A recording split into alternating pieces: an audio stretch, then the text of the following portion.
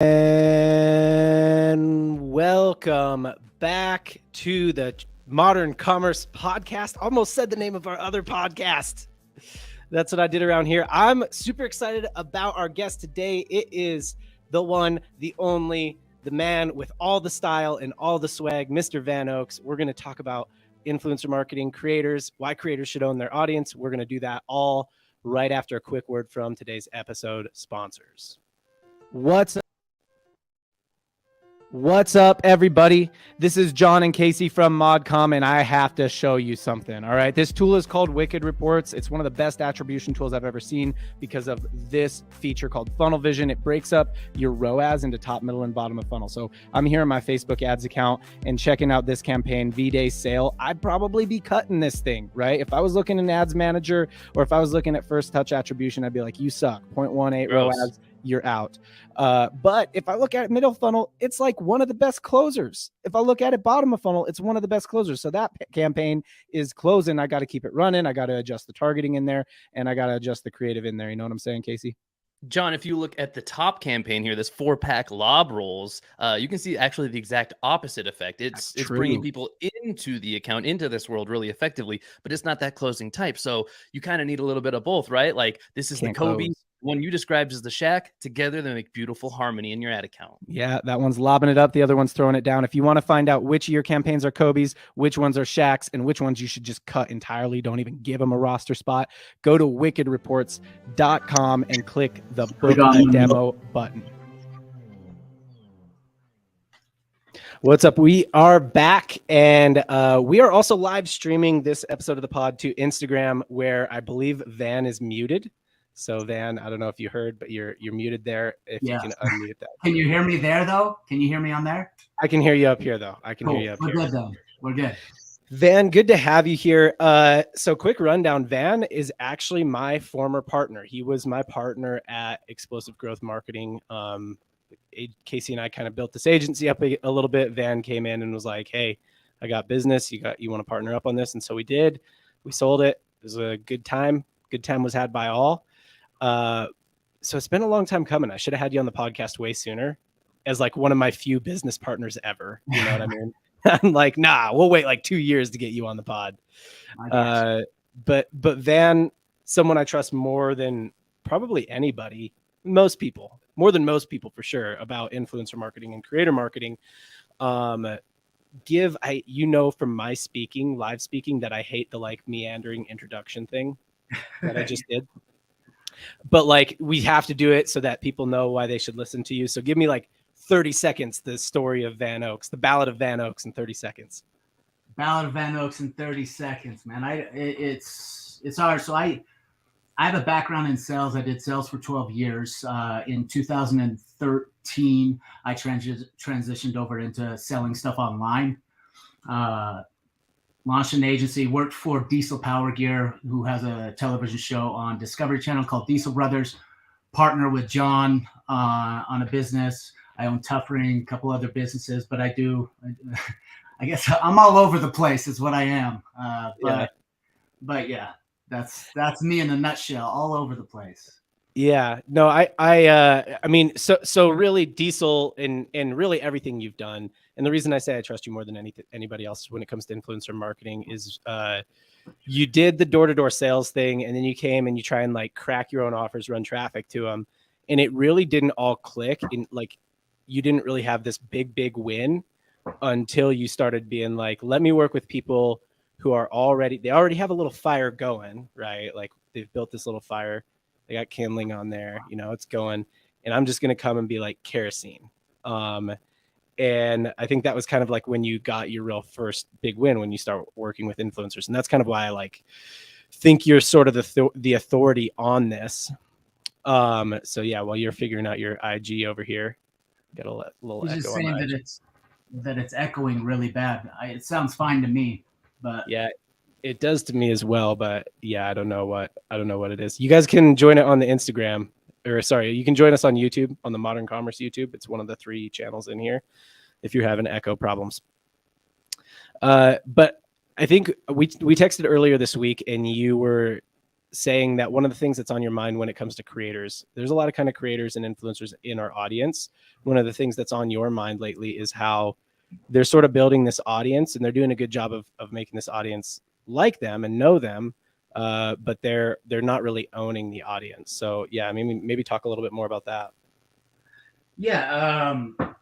So, I mean, as John said, I work with a lot of influencers, right? Some of these guys, influencers from the micro influencers of 5,000 followers all the way up to a couple of guys I work with have 5-10 million followers, right? So we work with all of them everywhere in between. And some of them are popular on some platforms, some popular on other platforms. And I've been along the journey with Heavy D and the Diesel brothers of being able to run their social medias as they've experienced this massive growth through different platforms. Because when we started, it was Facebook, and then switched to, well, when we started, it was YouTube. Then we transitioned all the followers over to Facebook, and then we transitioned all the followers over to Instagram, and then now we're transitioning back to YouTube. So I've seen all the different platforms. I've seen how they all work. And I see what's valuable but what isn't valuable. And I think what we were talking about, what you're referring to is I was asking, like, what would happen if Facebook changed their algorithm tomorrow to where you had zero organic? Because I've already really done that. You've went from they've already done that, and they're continuing to do it to where, like, we used to see 16% engagement, 10 was normal. Yeah. And now, like, any account over 500,000 on Facebook sees 1.5 at the most. Yeah. And so like, you work so hard to grow these platforms, but you don't own that platform. Facebook owns those people. Instagram owns those people, and you don't own them anywhere. So, like, they can choose to, if they change their algorithm tomorrow and say they don't want to show it to any of your followers, you're screwed. Not screwed, but you would just have to pay to get it shown to them. As to where some of these other platforms that I'm pretty high on, like YouTube, everybody sees everything that you post, right? So I think it can just be a little bit scary if you put all your eggs in one basket of one platform to grow, call it Instagram, and then what if the algo changes? You don't own any of those people. Yeah. So, I've always been big on owned audiences. I think from the Diesel Power days, I've always been big on it, and I'm more bullish on it now than I ever have been. Why did you move? So I want to know this, because again, quick background, and this is why I hate doing that, like, here, tell me your big long story at the beginning thing, because I like to sprinkle things in throughout anyway. But like, your background, I believe you came to Diesel, if I remember right. It's funny because we just know each other, so I remember a lot of this. Like, we've talked about a lot of this stuff before. You came in when they were at like 2 million or 4 million or something like that. They had done 2 or 4 million already in revenue, so they weren't nothing, right? Like, they were doing okay, but the main way they were doing it was just through their organic following. And at that time, they were big on, was it YouTube that they were big on at that time, or was it Facebook? It was originally YouTube, right? But when I started working for them in 2015, Facebook was the main focus, and then they had just started to dabble in the Instagram and getting their followers over to Instagram. So why did they want to move their following from YouTube over to Facebook? Because at the time, the idea was, like, these platforms are blowing up. Like, YouTube was the original. Like, let's just get on this just for the heck of it. And then when they kind of started getting some traction and got popular on YouTube, they're like, dude, we need to grow this on Facebook, where, Facebook's the best thing. And then it was like, Instagram's the new hot thing. We need to grow following there too, so that we can be influencers all along the way. Yeah. But I don't think there was any specific reason other than like, these platforms were growing so fast that they knew they had to be on Facebook. And then Instagram, there's opportunity there. They had to be on it. Yeah, and that's a common thing with creators, influencers. I feel like, it's such a tough balance, because anything that's done really well is typically done through consistent and, like, hard work. You know what I mean? Right? So, like, the best audiences are grown by increments of 10, 20 followers a day, 30 followers a day. Maybe some days it's a little more, maybe some of the content pops off a little bit, but a lot of times I feel like on any platform, when you see accounts, and we can get into this a little bit, when you see accounts that have grown by 100,000 followers in a week because they just had one piece of content just hit, you know what I mean? A lot of times that audience isn't as high quality as the audience that is just like grown more slowly, right? And so it's a tough balance, because I tend to think that anything done well is done by like consistent hard work. But in the influencer game and the creator game, from the creator side of it, there's this shiny object thing where it's like, okay, but that shiny object might actually be worth chasing, right? Like maybe it actually is worth going over to TikTok, because if you do get 1 million followers on there, some of them will follow you on Instagram and will follow you other places and stuff like that. So that's kind of like what you guys were doing. But I was just curious, because there was a time that on Facebook, the name of the game, people didn't run Facebook ads to their products. They used to run like ads. Were you ever part of this? Yeah, I remember. People used to run page like ads to like just grow their page following, and they'd have these Facebook pages that had like 1 million followers or likes or whatever, or 2 million, and then they just post their products, like organic post their products on their page. You did that? You did that? Yeah, like a lot of people. I have a page called "I Love My Children," and it's a mother's page about why they love their children. And the fact of the matter is, I have over 1 million likes on the page, and at the time in 2014, this was legit, dude. Like, I could post all my stuff and it crushed. But you could post a t-shirt on there and it'd probably sell 10,000-20,000. And all I was doing was posting viral shareable content that was just like, I couldn't live without my kid, or like, I love my kids so much, and people would just like and share and tag their kids and stuff like that. But it grew but anymore, that page isn't worth anything to me, But back in the day, that page was super valuable. That's and all the ad campaigns you ran, you didn't run any ad campaigns to your product. You just, if you ran ad campaigns at all, it was just more likes on the page, right? Yeah. And so this has happened. Iterations of this have happened. And I remember a friend of the Diesel guys, someone who was on the show, The Muscle. I remember at one time when we were working with his company, One Mission, and like he was questioning whether we should continue to run ads from the page, because he felt like his organic reach was going down because of the ads. And I remember you being like, I don't think it's because of the ads. I think that just like Meta throttled Facebook, Meta's throttling Instagram organic reach. Yeah. And so that's exactly it. Like the whole thing here is like, if you're an influencer creator, you do all this work to grow this following. And especially if you've done it little by little, like I was talking about, right? If you hit a big piece of content, that's great. You know what I mean? But either way, you've done the work to grow the following, and you're playing in a sandbox that isn't yours. So like, what is your biggest advice to creators? Is it like, do they have to be cross-platform? I mean, is it that, or is it like they need to own the audience a different way? Like, what's your advice to them? What are creators not thinking about that they should be? That's a great question. I think they should be on all the platforms. Yes, but it gets very hard.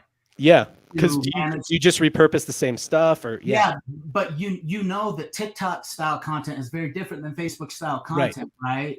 So it gets very tedious to be on all of these platforms, right?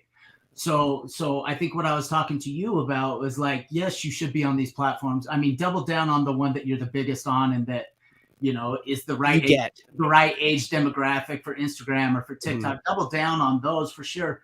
But I'm talking about, like, I really think influencers should have text lists, and I really think they should have email subs, and I think they should have YouTube channels. Like, if you would realize that if you're just making content daily and you're repurposing and that's how you're growing your following, make a longer YouTube video and then sit and repurpose that YouTube video into shorts, into smaller content, and then post them on the other channel. But with YouTube, for example, you've got all these followers that then anytime any of your stuff's watched later on down the road, you're getting paid for that, right? Yeah. 3 years down the road, somebody wants to search a Tesla on tracks, the video of us is going to pop up and we're going to get paid. So I just think there's other platforms that you have a little bit more control of everybody that sees your stuff. And I think a text list is a fantastic thing for influencers to have. It's super simple, and open rates on text messages 98%. The first thing you do in the morning is check your text message, and the last thing you do at night is check your text message. So why wouldn't you, as an influencer, have a group text thread where you could just send out like, hey, I've got a fight in Las Vegas. Come here, buy the tickets here. Right. You know, or you know, if you feel like you're just a content creator and you're like, well, what would I even send to the text list? Send them when you have a new piece of content out, right? Like, hey, new YouTube video, go check it out. Or even a new IG reel, go check it out, right? Like, you don't have to send them every IG reel. If you really want to grow the text list, just say that you're going to post some private content on that text list thread only, and that's the only place to see it. You know, give them some other reason to be on this text list that maybe they'll see different content that nobody else does, because you can post anything you want on there, as opposed to these social media platforms that are heavily regulated on what you can post. You can do anything on a text thread. Yeah. And I think would you execute it with, and I'm asking the simple questions that like I kind of know the answer to, but would you execute it with like a literal text thread where people are just like, yeah, put your number in here and I'm just going to make a big group text? Or would you use some kind of tool? I mean, yeah, you would post it to your social following, but you could also use a tool depending on what platform that you're on. Yeah. I specifically mean to like execute the actual like sends that you do to the text list. Oh, to the people? Yeah. Like what would I use to send that? Yeah, would you use like like okay, so early starter.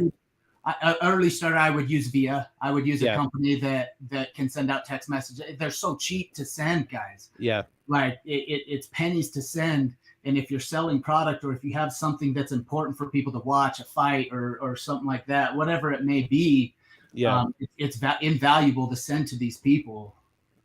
Yeah, no, I agree. So, I mean, I'm big on owned audiences. But that being said, John, like, if you don't want to pay for a Via or a company that does this, you could set this up through Twilio and use ChatGPT or Open.com to connect them all and do the text thread, and it'd be a lot cheaper if you didn't want to use a company. But if you're just getting started, I would suggest using somebody that does this for a living and can help you out, you know.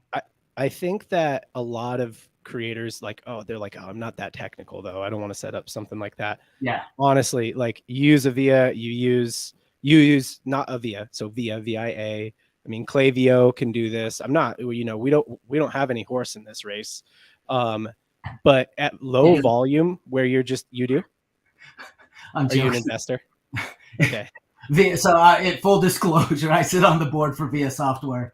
Okay, right. So Van has a horse in the race. So, but that being said, I've used all the I've used SMS Bump, I've used PostScript, Klaviyo, I've used them all. But I currently use Via. Yeah. And so I would say that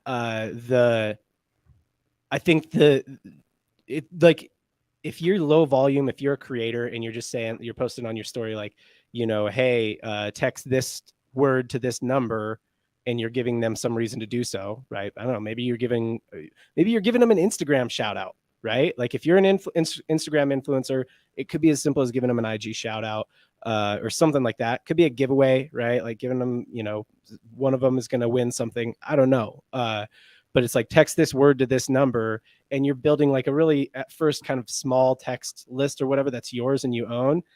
One, highly recommend that for all creators. And two, it's not going to cost you very much. Like, literally go to Via Software, or, you know, any of the other ones we said, SMS Bump, PostScript. Some of them do require you to have, they're like e-commerce ones, and they require you to have Shopify, but there are other ones that don't. Mobile Text Alerts is one that doesn't. Klaviyo is one that doesn't. And like, for as low, I mean, it's $20-$30 a month to start out. Right. And as you grow the text list, it'll be more, but like, as you grow the text list, it'll be worth more. You'll be happy to pay more.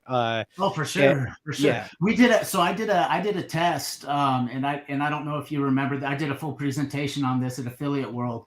Yeah. But I ran numbers. I wanted to find out the value of a phone number in the United States, how valuable that was to a brand to own. So we went out, and I took over 2 million phone numbers in Via. Basically, I used all Via's numbers because I'm an investor there. And of 2 million numbers surveyed, the average value of a phone number to you to own as a direct-to-consumer business was $14.57. Yeah. almost $15. Crazy. That phone number is so valuable to you, and you can acquire some of these phone numbers on social media for $1, $2, whatever, but they're very valuable SMS numbers. So I think influencers are missing something there, why that they should have a text thread or an SMS list, and then also email and YouTube channel where they have subscribers that see every single one of their videos, no matter what. Yeah. And I think it's tough because I've heard some people say like, hey, just focus on one platform and get until you get to 10,000 followers. I mean, I'll give the counterpoint. We have Casey and I have what you would call a horizontally scaled. We're not really that scaled, but a horizontal media company where we don't have, literally, there is not a platform where we have 10,000 followers. Now, our podcast episodes do, for the most part, get, somewhere in the zone of 10,000 downloads. But we don't have 10,000 YouTube subscribers on any channel. We don't have 10,000 followers on any channel. You do. You have 10,000 on Instagram. But that said, it's like we actually make plenty of more money than a lot of creators because of it. It's still a distributed audience. But what we do have is we have probably 5,000 to 7,000 people on our text lists for our different, and it specifically, especially for Triple Cross, for our sports podcast, we have a lot. And that is, I mean, if you think about that as a creator, when you're looking to do deals with brands, that average number is worth, what did you say, $14.75 to a brand? Yeah. Now, it might not be as high if they didn't collect the number. It might not be as high if it's a creator collected number. But even if it's half as high, if you've got a 1,000-person text list, now we're talking about some brand deals that even if you're a 20,000, you only have a 20,000 person audience, on Instagram or whatever, but you got a 1,000-person text list, 5% of those people are on your text list. Now you're talking about being far, far more valuable to brands in the brand deals that you're trying to do. Without a doubt. Like the second you work with an influencer who has a list that they can send to, as opposed to just, hey, I want to work with you. I'm going to do a post about it. Do a story. I'm going to do a story and I'm going to do a post. And it's like, okay, so, a tenth at the max, a tenth of your people are going to see that. But if you had an SMS list and you could tell somebody, listen, I've got a 50,000 person SMS list I'm going to shoot it out to, that's super valuable. Yeah. So, I want to switch up this direction a little bit because I think we've made it pretty clear that you should own your audience. I think there's levels of ownership, an SMS list, email list. Those are kind of the highest levels of ownership that you can have. YouTube is probably a next level because if somebody has, if somebody's subscribed to notifications, they're going to get notifications every time you post content. Somebody's subscribed to your content, they're probably going to see it when they're logged into YouTube. So it's, YouTube is a little bit better about distributing content to subscribers. Then I think that, there's even another layer now. TikTok's created this other layer where YouTube, I just had this, I just saw this statistic with YouTube.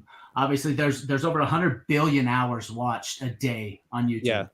100 billion hours watched every single day. It's kind of crazy. So the way that we used to watch TV, kids watch YouTube now. I know, but the next statistic that was on it was that 62% of people who have the internet are on YouTube. 62% of people who have access to the World Wide Web use YouTube. That's crazy. Yeah, that's a lot. Because at this point, most of the world, I think people don't understand how underutilized it could be. YouTube. I mean, and if you look at size of platforms and stuff like that, I almost say oh, YouTube, you don't even they're not even playing in the same league as the other social media platforms, right? People think Instagram's big, Facebook's big, or they're like, TikTok is fast growing and it's big. And that's all true. But if you look at this on a chart, it's like, oh, YouTube's they're playing in an entirely different league. We shouldn't even be comparing them to these ones, both in terms of size, daily users. Yeah, their daily user, I think it's 2.7 billion active daily users on YouTube that are watching content, and they watch full-length stuff constantly. So that's the other thing is watch time. Actual consumption time is insane on the platform. And so I mean, there's just it's on another level. It's more in the category it probably belongs more in the category of like television and Netflix and Hulu and stuff like that. And if we're being honest, more so, dude, I'm telling you, people are getting rid of cable and getting rid of satellite, and they're doing YouTube. I do YouTube. I have YouTube TV because I need the TV for the sports stuff, but that's all I have in my whole house. I canceled everything. All I have is YouTube. Yeah, no, I haven't had cable for years, right? I have some streaming services other than YouTube, but yeah, I mean, a lot of it is YouTube TV, and then maybe Disney Plus, right? Like, because I got kids, but I want to switch gears a little bit. So I was also going to say that there is a little bit more level of ownership right now, and I stress the word right now with like Instagram, because TikTok's created that. I would say there was a time where Instagram was actually the lowest level of ownership of your audience. You could grow an audience there, and they're using it. It's like a great place to be a creator and an influencer. So don't shy away from Instagram. We're on Instagram Live right now, right? Like, I believe in Instagram, but TikTok's created this other level where it's like very content focused. I want to get your thoughts on TikTok, if you've dove into it, or if any of the Diesel guys have dove into it at all, or if you know anyone who's big there. I'm sure you do, because it's a very interesting platform. I know somebody, I don't know if he's on here, but a couple people I know who were on here earlier. Somebody who actually works at Ondar, one of the companies that I work with, has like 700,000 followers on TikTok. People recognize him out in the world, but he talks about it, and he's like, TikTok followers are like very surface level followers because they don't see all your stuff, right? Like, it's a very content based platform. So he's like, in one way it's nice because when your content is good on TikTok, and when it's not good. It gets reach when it's good, and it doesn't get reach when it's not good, no matter how big you are. But that following that you build is basically meaningless. So I do want to get your thoughts on TikTok. Is it worth it? I'm so bearish. I'm so anti. I don't really anti TikTok. But there's a lot. You're just the old man. You're just the old man over here. I'm not an old man. I'm not an old man. No. It's get off my lawn. Yeah, it's not even about like. There's a bunch of reasons that I'm not a huge fan of TikTok, but look, the value of your followers on TikTok, like when people come to me and they say, I got 1 million followers on TikTok, and then they say, I have 1 million followers on Instagram, that Instagram weighs so much more than your bullshit TikTok following that are half bots. They're not even real people, the majority of your following, and it just doesn't monetize the way. Instagram is still the highest return for, if you're going to work with an influencer, Instagram still reigns supreme. Not even close. Not even close. The value, even compared to YouTube, you think? Even compared to YouTube, or I'm not comparing it to YouTube. YouTube is very different. I wouldn't say that, because a YouTube following is very, very, very important, because everybody sees their stuff no matter what. So I would probably put more value on YouTube following. Yeah, but if we're going Instagram versus TikTok, it's not even close. It's not even comparable. What would you say the ratio is? Like 10-1? So layer this, the fact that it's not as good, the quality of traffic isn't as good, it doesn't convert as well, the pixel's not as good, all of the above. You can make cool videos and stuff like that. We're not even talking about the fact that you probably won't be able to have that app here in a month or two. Ooh, hot take. It's not a hot take. It's going through Congress right now, and there's no way the United States government is going to let this Chinese corporation do what they're trying to do without selling. Like, it's just not going to happen. I think I'm not going to get into politics. It's not my place to get into politics, but none of these people that are making the decision in the Supreme Court know anything about marketing, and they don't give a shit about any of that stuff. They care about the privacy stuff, and they care about all that. And at the end of the day, it's a power move. And the United States, China it's gonna get shut down, or it's gonna get sold. Hopefully, fingers crossed, it gets sold to some American company that can put in some privacy stuff in there. But I mean, we're not even getting into that side of it. I just don't think it is what these other platforms are. I've ran traffic on TikTok. I've worked with plenty of TikTok influencers. I think it's a fantastic. I'm not trying to shit on your parade. That's not my intentions. I'm just like, if you're comparing apples to apples and you have a million subscribers on TikTok, a million subscribers on Instagram, 100 times out of 100, I'll work with the Instagram. And I would say, what would you say the ratio of it is? Like 10 to 1, like, oh, like a million Instagram subscribers. That's like, you got to have like 10 million on TikTok for it to even. Yeah. Pretty close to that. Yeah. Yeah. And I would actually say that across platforms. And so I would go down and tell me if you think my numbers are right here. We'll work in millions like that. I would say 10 million on TikTok, 1 million on Instagram. That's about equal to like maybe 200,000 to 300,000 on Twitter. Good. You can buy followers on Twitter and they're not good. Yeah. But like if you got a 200,000 to 300,000 like good following on Twitter, that might be about the same as like a million on Instagram, or maybe 400,000 or 500,000. And then YouTube, I think like 100K. Like maybe not 10 to 1 to Instagram, but 100, 200K, maybe 250K. Yeah. Yeah. I would say that's about right. Yeah. Twitter's tricky. I threw Twitter in there, but like Twitter's really interesting because, and give me your thoughts on Twitter, because I think, first of all, I think it's very certain markets, right? Like sports is big on Twitter, business is big on Twitter, and those are both markets that I'm a creator in. So I think I have more focus on Twitter than maybe some people do. But I want to get your thoughts on Twitter, because sometimes I will, I'll catch a retweet or something from an account that has 250,000 followers and it'll be like nothing really happened. And then I'll catch a retweet from somebody who has 20,000, but it's like every tweet they have is popping and engaged, and I'll get 1,000 new followers on Twitter from that. So I'm interested in your thoughts on Twitter. Do you play there at all or not? I don't play a ton there. That's not a platform that I do well. But I'm pretty bullish on TikTok. Like obviously I don't know if you saw the new algorithm, how it was posted, what Elon about what a like's worth, what a retweet's worth, what everything. I think the way that it's set up is set up for growth. So I think Twitter's an underutilized platform if you have the right demographic. Yeah, business, you got to be in the right market. It's very business kind of oriented type place, as opposed to Instagram can be anything, right? But for the right demographic, Twitter's great. Yeah. But Twitter, I would say, politics, business, sports, and like investing in crypto.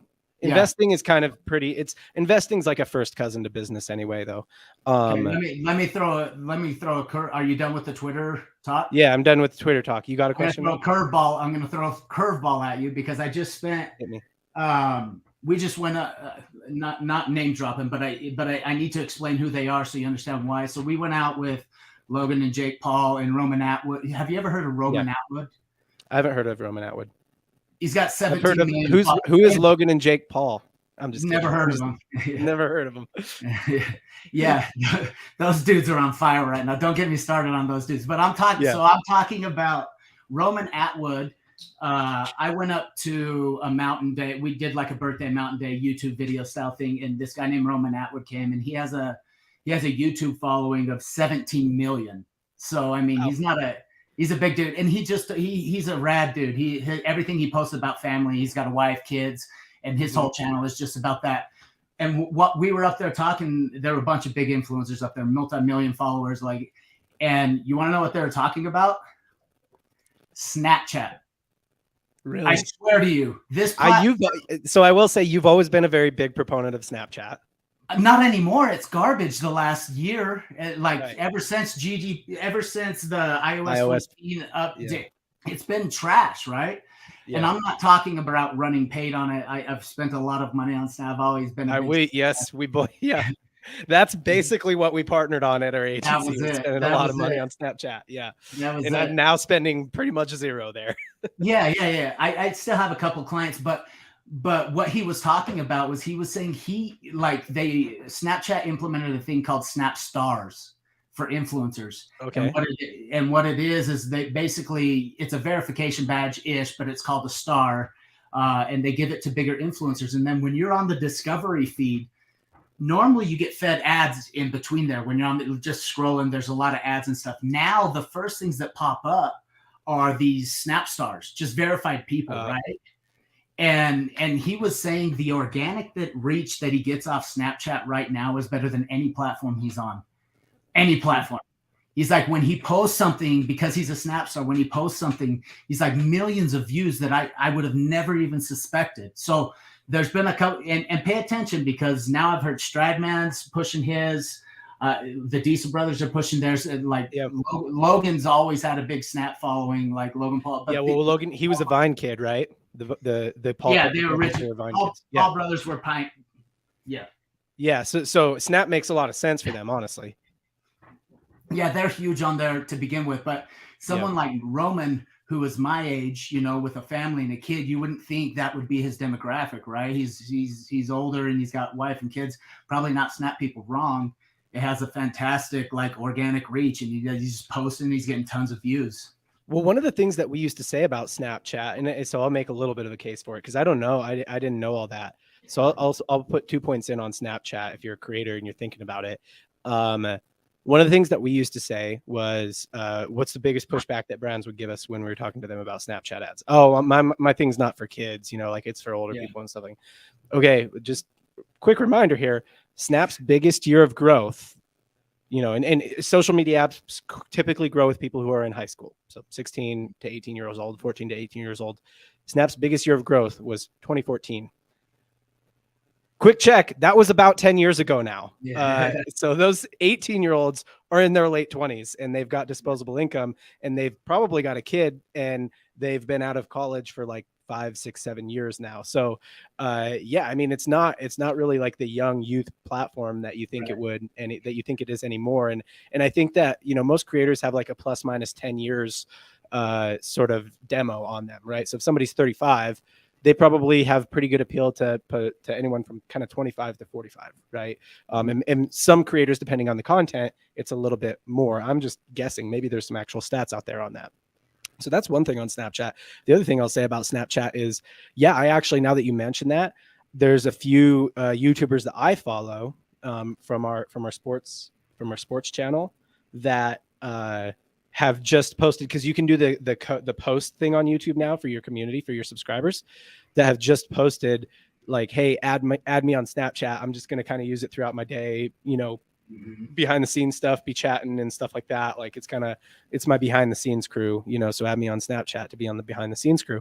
And like, yeah, I mean, I'm like, okay, so there's like I've seen this a couple times now. So I'm like, there's a reason that everybody's doing that. It's because of the organic reach. Like I can see it in their accounts. Like I see when they post, and I see how many views they get, and it's not even close to any other platform. So you'll start seeing that more and more. That assuming Snapchat doesn't change anything, a lot more of these influencers will be pushing Snapchat.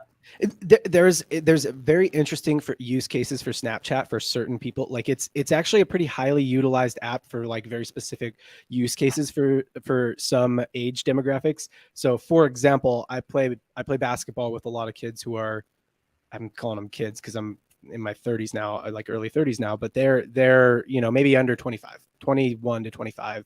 Some of them might be 20, but mostly 21 to 25. And I have Snapchat specifically because that's where our basketball group text is, right? Yeah. And I don't know if they use it otherwise, but it's like there's just this use case where it's like I have to have it. So I mean, yeah, like some days I'm messing around and I go to the discovery feed and I see that content. I see people, and it's actually not bad content. Like it'll keep you coming back. So yeah, it's very clickbaity. It's very clickbaity type. It is, and it gets you to watch weird shit. Yeah, it does. It's like if you're in the BuzzFeed generation at all, you'll kind of get into it. You know what I'm saying? But I think, yeah, no, I could buy Snapchat. I think it seems like they must be making some kind of creator push right now, because their ads platform has just been underperforming. So I could see maybe the moves there being that let's make a creator push. Let's get the creators using it. Let's get them bringing their audiences here. And then let's have some kind of creator marketplace similar to how TikTok does. That's exactly. They already have that. Yeah. And so that way brands can just do creator deals right there on Snapchat. So yeah, I mean, if you are a creator, worth at least looking at. What would you say the audience ownership is like there? So it's like, do you actually amass a following, and like, what's the audience ownership like? Does your whole audience see your stuff? Yeah, everybody will see your stuff. If you're posting, like, if you follow somebody, you're gonna get them in your feed every, like, in between your friends. They're just somebody that you follow. You'll get all their stuff that they post. Just like they're one of your friends, basically. Yeah, like they're one of your friends. Exactly. But then the discovery feed, not all of your follower will probably see the discovery feed, but they also show they show your discovery. If you're a Snap star, they show that to a lot more people in that discovery feed. So I'd be lying if I said I knew exactly, the value and so forth, but I only know because I see these guys using it more and more. Well, put it this way, right? If all it does is give you incredible organic reach, if it's just a chance for incredible organic reach right now, well, why are so many creators on TikTok? You know what I mean? It's because of that. It's because, hey, it's actually harder to grow on Instagram these days. There was a time when it was really easy, and now it's not as easy, right? Because there's more creators making more content equals better content, and when there's better content, you got to make better content in order to grow. And even still, sometimes it won't, like you said. I think on Instagram, sometimes you can actually make an incredible piece of content and it won't hit. And we've had ones where, like, I have a reel right now on our sports page that I posted it probably 4 or 5 weeks ago and it got a couple hundred views, and now it's taking off because it got a few more impressions and Instagram was like, oh, this has a high engagement rate. So it's like your stuff won't hit necessarily on Instagram. So if you can find if you're a creator, man, one thing, like, just keep creating. Yes. Like don't ever not post it because the content's not good enough, right? Just keep posting and post that bad stuff. Yeah, post it all, dude. Like we were talking to one of the things when we were talking to Jake Paul, said call him whatever you want. You can hate him as much as you want. Like, and I actually now that he's podcasting, I dig him more. Like when I can consume more of him in long form, I kind of Are you thinking Logan Paul or Jake? Both of them. Okay. They either guest a lot or they podcast themselves. Yeah. So when we were up at the cabin with these guys, and it was Logan, Jake, and his dad, they were all there, and I was talking. Logan, I get along with really well. Like he's business minded. He's such a nice guy. All this stuff, and then I got along with him really well. But Jake was kind of that. He was kind of a fuckboy. That's just what it was. Okay. Like he didn't want to talk to anybody. He didn't want to, and I didn't necessarily see him as super smart, and I was just like, dude, this guy's just like whatever. And then I was talking to his dad, and I was just like, you know what, I don't know if you know his story, but he moved out when he was like 16, right? He left home and he went to LA by himself. And he went to LA by himself, and he did a Disney show, and that didn't work out. But after the Disney show didn't work out, he told his parents, he's like, no, I'm going to make it. I'm not coming home. I'm going to stay here, and I'm going to start doing these vlogs. Yeah. And their parents were like, dude, just come home. Just come back. Yeah. And he's like, no, I'm going to make these vlogs. He did not miss a single day in 300 days. Not one day in 300 days did he miss of making a video. So you don't, the point of that whole story is like, dude, this dude's been doing it forever, and he did it every single day. And I guarantee you some of that content was garbage. And I guarantee some of it was great, but it was a numbers game where he did it every single day. It's a tough one because I think a lot of people want their content to be really, really good, and they want everything they post to pop and everything they post to take off. But yeah, like I think to kind of support your point, somebody who is blown up, a creator who's blown up in the past, dude, when we still had a business together, I bet neither of us have even heard of this guy. And this guy is in your vein, Alex Hormozy. And now, I actually had. You might have known him. I actually knew him before he popped. But then I've followed him for a lot. I've known him for a very long. But like when he just did a podcast with Andy Frisella from First Form, and dude, after he did that, I've never seen this dude blow up more than that. Like everybody knows who he is now, and his content's so good. He did that, but I heard him on another podcast recently, and the main thing he said about it is that he's like, I like to kind of stack the deck in a way where if I look at it, I can say, and this is like great advice for a creator, I think. He's like, I like to stack the deck in a way where if I look at it, I can say, well, how could it not work, right? So he's like, think about it this way: if you were like a baseball player and your goal was to hit 50 home runs this season, it might be hard to hit 50 home runs this season, but what if you could take 5,000 at bats? What if you could take 10,000, 50,000, right? Like, so he's like, so sometimes the idea of just more will make it work. So he's like, when we look at content creation and the way that we've popped off and gotten so huge, some of it's being platformed by people who are big, right? And there's a whole thing to that. But how do you get platformed by people who are big? You reach out to a bunch of them and you don't leave them alone until they platform you, right? And you just keep doing that. And if you do it a bunch of times every day, all the time, then you're going to get platformed at some point. Or, I mean, the same thing with content creation. He's like, well, everyone's like, hey, post once a day. And they're like, well, what if we post 3 times a day on every single platform, like just all the time? You know, and in some platforms we realized, oh, you don't do that. Actually, you actually just should post once a day, or when something's taken off, don't post another thing, let that thing ride or whatever. You learn that stuff over time, but volume does a lot for you. Your learnings accelerate, you hit more often, you figure out what works more often, and like you kind of stack it in from going like, well, how could I ever grow to 100,000 followers to like, man, how could I not grow to 100,000 followers? How would it be like? It's like not possible. His analogies, his analogies are fantastic always. Right. Yeah. So I want to shift gears and talk about another thing here, because I think this valuable stuff for creative creators, but I think that there's kind of been this shift. So I work with a brand, it's Ondar, right? I mentioned them already. And they've probably done influencer marketing in terms of just like, you know, pay for post influencer marketing better than almost any other brand. They've done it incredibly well. They've grown incredibly well. And a lot of it is just their way of like identifying an influencer, identifying their audience, identifying how engaged they are. Like they can almost always tell you like, yeah, they've bought some followers, or like, no, they haven't, or whatever. Right. And there's, you know, other people could do that too, but like some creators are good at hiding it. Some creators aren't, you know, but recently, as it has for everybody, that pay for post model has stopped working as well. So I want to get your thoughts on that, because it used to be like you could pay for a swipe up, or you could pay for a post, and that would work really well as a brand. Why do you think it's not working so well now? And like specifically from the creator perspective, you know, why is that important to think about? Because your organic reach is going down. Like you pay them for the post, and that same post that they did a story on, you know, used to get 100,000 views, and now 2 years later, you know, and every year it gets worse and worse, and now it's only getting, you know, 50,000 views. So naturally, over time, the organic reach gets taken away. It's just not as valuable. So in that vein, do you think, because you're a person who basically all of your big wins have come from working with influencers, you know? Yeah. So obviously you think that influencers are important to brands.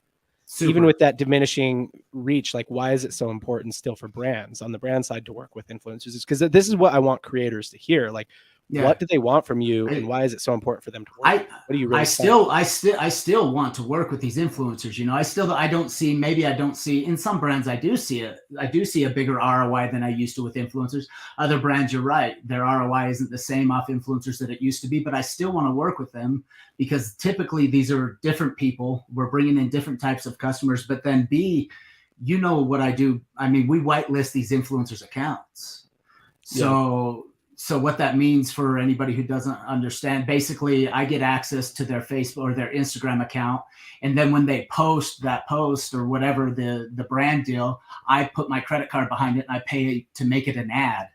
And then we see a lot cheaper traffic when it's coming from an influencer that's verified as opposed to a business. So I still want to work with these. It's still, these platforms are still super valuable to me, but you're right. Some brands aren't seeing the same return that they used to see off influencers, just because they're not seeing their posts like they used to. Even off of whitelisting, all of the above. Whitelisting isn't working as well as it used to in 2016, right? It's all gotten a lot harder in general. Like you can't compare any numbers to COVID now, like to 2 years ago. It just doesn't. You can't do that. So I have a little thing I want to take you through that I want to ask you some personal questions in a second, but I think that, you know, my take or my theory on this essentially is that like a whole bunch of things kind of happened all in a short period of time. One, the creator economy kind of happened pretty quickly, right? And we didn't really know what to do with it or how to do it. And influencers are human. They're not like an algorithmic platform where an algorithmic ad platform like Facebook, like Meta, or like YouTube or Google or whatever, they know exactly how much they should charge you for an ad, because they have all this data input from all these advertisers. So they know, hey, there's a lot of people buying ads right now, so I'm going to raise the price. There's not as many people buying ads, so I'm going to lower the price. Like they have live input on the supply and demand market of the ads they have. Humans don't have that. Humans didn't know what to charge, right? And so I think there was a time where pay for post was really undervalued, right? Where influencers are like, oh, you'll give me money to post it? Like, great. Yeah, whatever amount of money. What are you thinking? 10, 20 bucks? What? Yeah. For 2 million followers, sure. 20 bucks, you know, like that's an exaggeration. Maybe it's never like that, but like it was so and this is why people always said like, oh yeah, the Kim Kardashians of the world, don't work with them. It's because they never undervalued themselves, right? No Jenner or Kardashian or like true celebrity like a Justin Bieber, someone like that, they're never going to undervalue themselves, right? But these people who are just regular people who grew this following, they didn't know how to value themselves at all, right? And then this whole creator economy happened where there became agents who would do the deals for them. And now the agents have more input and they know how to value them. And then there became like this creator economy happened. So now creators have a way to monetize the following. And so this whole, you know, other business comes up where, hey, why don't you just buy a following and then you can get these brand deals? And turns out that those bot followers don't buy, you know, shoes or whatever the brand deal is paying you to promote. So now you have a lot of influencers that have inflated followings as well. And so I think all of that kind of all happened together and it's gone away. And I say all that to say, do you think in whitelisting is definitely one of them, but do you think that there's a next iteration of this creator economy or just kind of a better way for brands and influencers to partner together? Because you've said something before that you're like, I mean, it's a trust thing, right? You've done this giveaway model where I'm going to give away a truck to people who buy my products. And if I just tell you, hey, I'm going to give away a truck and I'm this brand, I don't believe like, you're not going to give away a truck. But if this guy who you've been following for a minute says, yeah, they're going to give away a truck, like I've seen it, this is the truck, then you believe that they're going to give away a truck. So I think that there is this sort of trust thing, right? And it is still important. But do you think there's just a new iteration, a better way for brands and influencers to collaborate? I think it'll be interesting to see what comes up with TikTok, and they've got their creative marketplace. All these brands are realizing that they need a creative marketplace. Call it YouTube, call it all of them. And I think that will help. I know Shopify just opened their own thing too, to where you can go on Shopify and find people to push your products, like find other influencers. So I think there will be more ways for them to make money in the future. A lot of different platforms where people can find their content and find their accounts and then work with them. But I don't know what the iteration will be. I still think influencers is more important, just as important as it's ever been. Yeah. I still think you need some sort of influencer attached to your brand or some sort of trust attached to your brand. But I don't know what that's going to look like, other than I think all of these there will be a central place for people to just put their stuff, and brands will reach out to them. And I think brand deals will be a lot easier, and everybody will know the cost, but I don't know what that'll be. At the end of the day, I think it's still worth it to build a following. I think it's worth it to do it right, and not inflate it. I'll tell you, like I can. There's a case like to be made big for brands. But big brands though, like when I work, I can tell you how many fake followers you had. Like Social Blade, like Upfluence, it all tells you how real your following is right away. And I can look at your account right away, and if you have 1 million followers and 1,000 likes, I know that it's all just fake. So followers are not. It's all engagement rate. That's all I care about. I care about engagement rate, and that's what's important. Yeah, no, I agree with that. I think there are. So I've had some people tell me behind closed doors, that I won't mention who they are, that they're like, there's some benefits to inflating. Specifically, it makes it easier for you to get platformed by someone, right? So it's like if you're trying to get on XYZ podcast and you've got 10,000 followers on Twitter, it's easier than it was when you only had 500 or whatever. But that said, I probably just shouldn't say that on a podcast that influencers are listening, because I don't think you should inflate. Honestly, I think you should do the harder, slower work of growing the following, right? I want to take you through something, because this is why I think it's still so important for brands to work with influencers. And I want to wrap up this way. You, Van, in your personal life, are a person who I would say, everybody's got a different perspective on this, and in your world, maybe you don't have this, but I would say you live a pretty. You don't live like minimal isn't the right word. you live a nice lifestyle. What are you trying to say? Like I live a nice life. I spend my money? You spend your money. You spend your money. That's a good way to say it, right? I mean, am I wrong or no? Like, I could be better with my money management skills for sure. I could be. I'm not saying you should be better. I'm saying like no, I'm not taking it that way. I'm not taking it that way. Yeah, I enjoy life. You'll buy that big house. You'll buy that, you know, like you'll buy what you want, you know, and where I'm like this guy who's like, oh, I don't need that. I don't buy things that I don't need. Right. Like and I think a lot of people are like that. One, I do want to ask you about that because I actually think it's intentional with you. Yeah. There's a lot of that's intentional with me, but I've always been the same. I've always been the same way. Like my whole life, like I didn't come for money. Trust me. I'm one of 9 kids. Like that's the last place I came from. I moved out when I was like 15 years old. Mm-hmm. I never had a dime to nobody ever gave me a dime. So like my whole philosophy on life in general is literally it's not the amount of years in your life, but the amount of life in your years. I swear to you, and I don't know how it got to this point, but I feel like more and more of people that I know that I'm close to are passing away young and passing away early. And all they did was work. They missed their kids growing up because they were work, all of this stuff, when really you're missing the whole essence of life. Like I could be better with but my whole purpose of working as hard as I do and doing what I do is I want to live a specific type of life. I want to live a fun life, and I want to be around with my kids. And is it intentional? Yeah, I mean, when I say intentional, yeah, go ahead. Like I don't know what you mean by intentional, but like there's a certain on social media, for example, there's a certain way people treat. I always wear loud and obnoxious shirts. I think one of the flaws of my character is it could be a flaw or not, is I like to be remembered. If I heard Chris Saka say, who's the GoPro guy, he always wears cowboy shirts and stuff, right? And I heard him say one time, they're like, why do you do that? He's like, because when I leave the room, nobody needs to know my name, but everybody knows me. If somebody can say, oh yeah, the guy in the cowboy shirt, and they're like, yeah, that guy. And you used to be the guy with mustache. So then everybody started doing that, and you're like, nah, I'm out.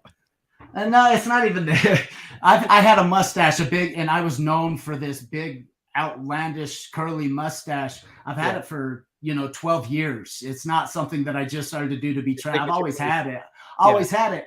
And it was always because it's like, oh yeah, Van, the mustache guy. Yeah, I know that guy. And I kind of got it that way. I don't have it. I haven't had it for 2 months because my wife absolutely hates it. And I enjoy having sex sometimes. So yeah, every now and then. Every 12 years, I'll shave it, have some sex, and then have another kid. And then, So this is what I want to take you through.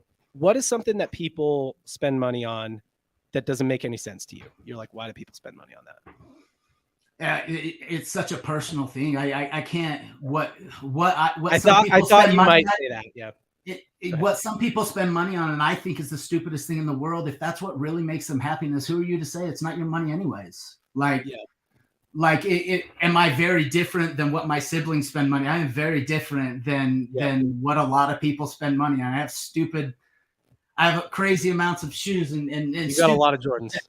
Yeah, I got but that's what's made me happy. Like when I was a kid and 16 years old, all I wanted was Jordans, and I could never have them because we never had money. And then all of a sudden I get I want every pair that I never had. So it's what makes me, I enjoy it. It makes me happy. So you can say you hate on the fact that I have $100,000 worth of shoes, but it's not your money, and it's what makes me happy.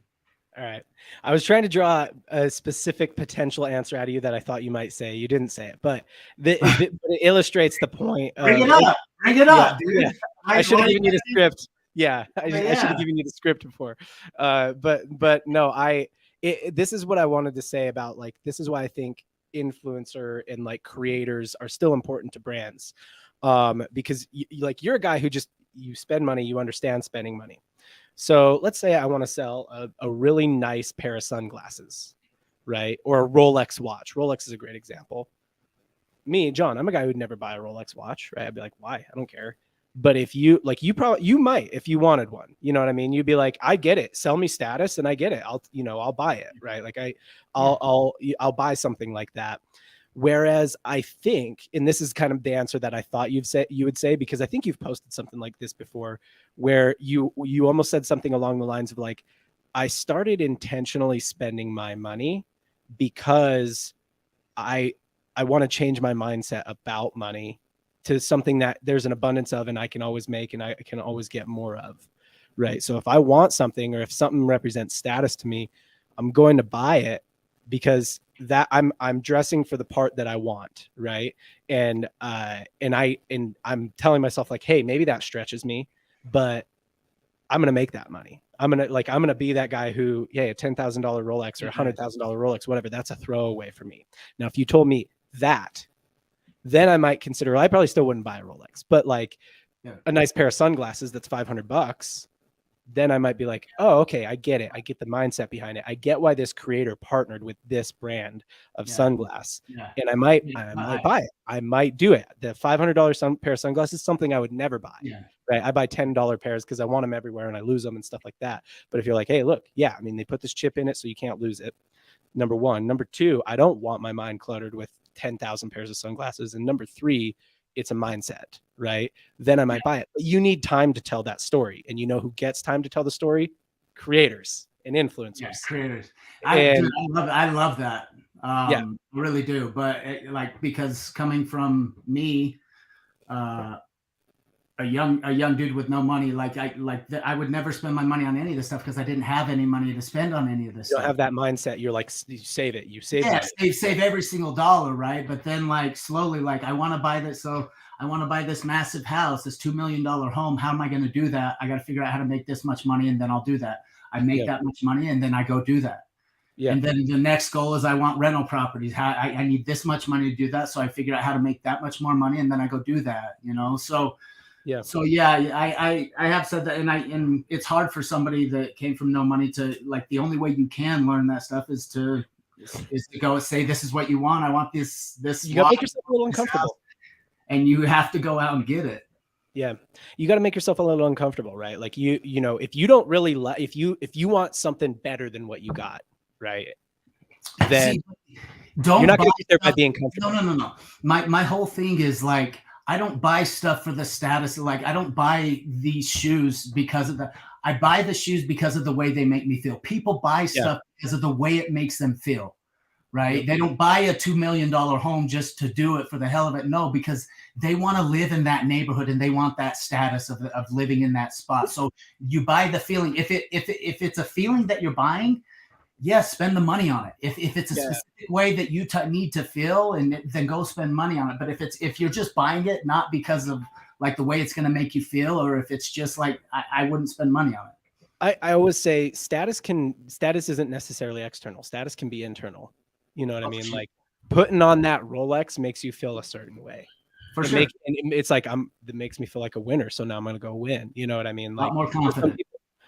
For some people, but I'm not saying it's for everybody. It's not for everybody, but that's kind of the answer that I was trying to see if I could draw out of you, is that it's not that I just spend money frivolously. I intentionally spend my money on things that I want because it's my way of making myself have a mindset around it. Right. Right. But that's the thing. It's I think that when people follow you and they know, like, and trust Van, I might not be a person who would ever buy a pair of Jordans or a thing that you would buy or something like that. Right. But when you tell me the story around it, you tell me hey, I'm like you, I'm not that person who'd buy that either.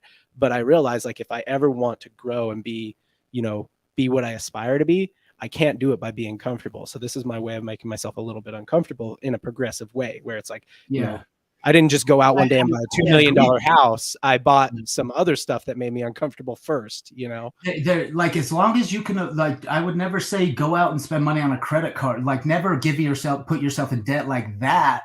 Yeah. But if the Rolls Royce, for example, you buy that, and I've gotten invited to get-togethers of people who have that same type of money, and the networking there has been fantastic for me. Right. It really has.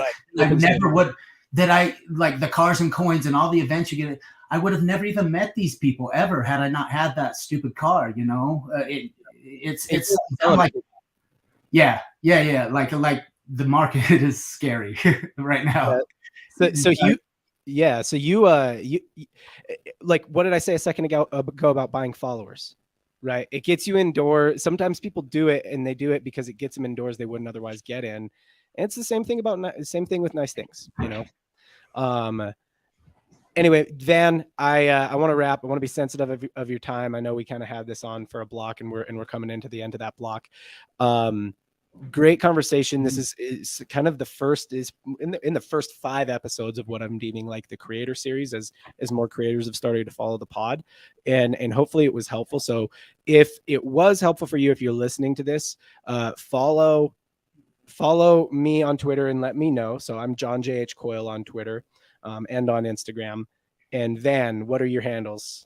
Follow Van. It's your boy Van. I'm most active on Instagram. I answer the most messages there. It's just where the majority of my following is. So it's your boy Van on Instagram is the easiest way to get a hold of me. Yep. Follow us. Let us know. Give me feedback on what you'd like to hear more about in the creator series, because it's definitely something I want to continue to do. Van, I appreciate you, man. It's been a good time having you here. I have one more tradition on the show. It's the parting shot, right? A lot of shows have something like this. It's the TLDR. You know, if you take one thing away from this whole episode and everything we talked about, take away this. It's usually the soundbite. It makes it easy for us to clip, right? Little life hack. You want to take a shot at it? Yeah, I can. According to what we discussed today. Yeah. So give me here's 20 seconds. If you take nothing else away, take this away. If you take nothing else away from this, is grow your own audiences. You do not know what's going to happen with these platforms' algorithm and with your reach. You just do not know. So if you can grow an SMS list, or if you can grow an email list, or if you can grow a YouTube subscriber list where you've got all the subscribers that see all your stuff, I would highly suggest doing it. Instead of putting all your eggs on these social media, like all over the place, they can change their algorithm at any day. And if you owned that audience, that text list, you can take them anywhere. That would be the soundbite, so to speak. Soundbite. I love it. Thanks, man. Van Oaks, great to have you. We'll have to have you back for sure. We'll definitely be in touch. Love to be back. Yeah, this was awesome. Yeah, it was a good time. If you are watching on YouTube, please hit the like please hit the subscribe and the bell. If you're watching on Instagram, please follow the accounts, right? So if you're following Van already, please follow me, follow Modern Commerce, vice versa, all that. I'm not going to say all, 3 variations of that. If you are listening on an audio platform like Spotify or Apple Podcast, rating and reviewing is the biggest favor you can do for us. It lets those platforms know that people who like the kinds of shows you like might also like this show, and it shows it to them. And until next time, Modern Commerce, we will see ya.